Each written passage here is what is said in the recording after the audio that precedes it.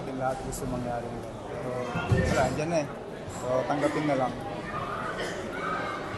Talagang walang contact ba yung nangyari sa slow mo? Parang Sa slow mo, medyo natulak naman yung upper body ko. Eh kaso pa spin na kasi ako nun. So hindi naman din niya gusto yun. So hindi naman dapat sisihin yung player.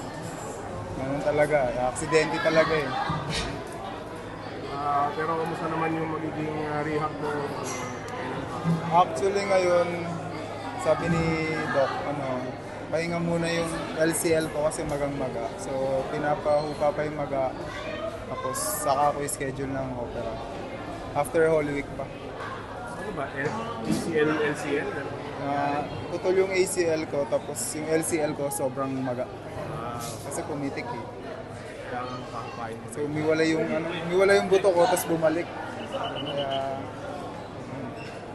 Buti na ilalakad. nung umpisa, sabi nila, nung umpisa wala to eh. Hindi ko suotin nung umpisa. Kaya ko naman. Kaso sabi nga ni Doc, suotin ko daw kasi nga magang-maga yung LCL ko para umulpa yung maga. Kasi sabi nila malakas daw yung muscle ko kaya hindi ko ramdam. Actually naglalakad ako maayos ng nakaraang araw. Hindi ko ramdam. Sabi ko nga parang hindi ACL to ah. This is my guy, man, but he lies all the time, so don't listen to him. He lies. Sayang, maganda na yung minuto mo rito kay Coach Tim. Ayun nga eh. Ilang taong ko trinabaho yun, di ba? Hindi nyo iniisip ko pero God's plan, di ba? Hindi nga iniisip ko yun. May plano si God sa akin, so di ako nag-aalala, di ako nagpo-question ng kahit ano. Yun na yung ano ko. May plano si God, kasama ko si God, kasama ko yung pamilya ko. Okay na ako dun. First time mong naisip.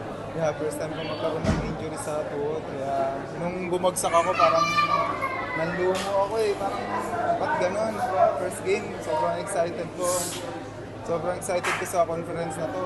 May minutes na ako ganun. So, wala. Tanggapin ko na lang kung ano nangyayari.